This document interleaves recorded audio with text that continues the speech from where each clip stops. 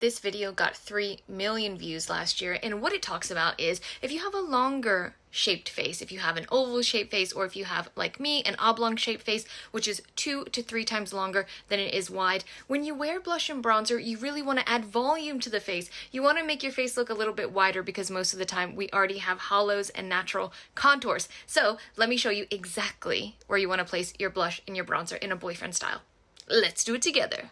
So when I place bronzer on my face, what I want to do is I still want to create width, but I also want to have a sun-kissed look. Because I do have a lot of high points to my face, I have a high forehead and quite a long forehead as well, and I also have high cheekbones. So when I'm out and I'm getting sun and I'm actually outside in the real world, I am getting sun here and I'm getting sun here. I am also getting sun on my nose, but I don't want to put anything on my nose. I will leave that blank. So I want to put some bronzer here on my forehead.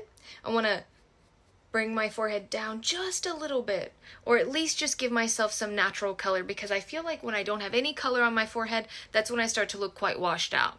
So if I can break up that color, give myself a little bit of a suntan, that looks beautiful. That looks very natural, very healthy, adds life and dimension to my foundation, which is beautiful. And then what I like to do is place some bronzer on top of my cheekbone, and then sometimes I actually go around as well, just to give myself a really natural glow. So that to me makes my face not look as long because it's covering up a little bit more surface area than contouring. All right, so I'm gonna place just a little, and this is just super light. You can do this with a cream bronzer, you can do this with a powder bronzer, anything that you want. Doing a little bit here. Beautiful. Absolutely stunning. And then I can take my blush. You can use, again, cream blush, powder blush, whatever you want. I'm going to use a powder blush because I already have a little bit of cream blush on. And what I can do is take the same brush and I can look at myself and I can actually go on top of my cheekbones. So I can go just like this. And I can go just a little bit farther down. I'm not doing it in a lifted motion, even though it might look like it because that's how my cheekbone is naturally shaped. I literally just placed it right here. I'm not going underneath my eye. I'm leaving that blank.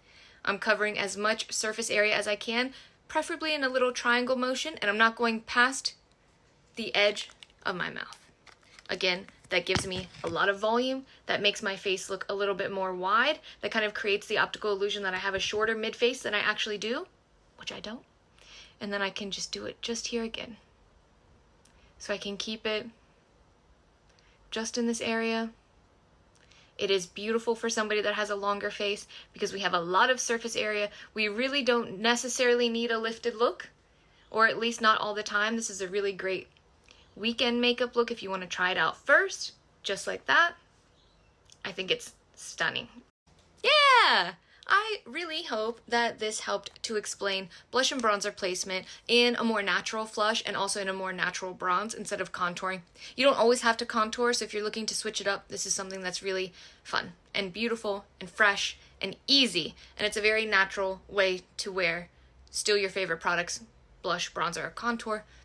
So fun. I really hope you enjoy. If you try this look, let me know. Love you. Bye.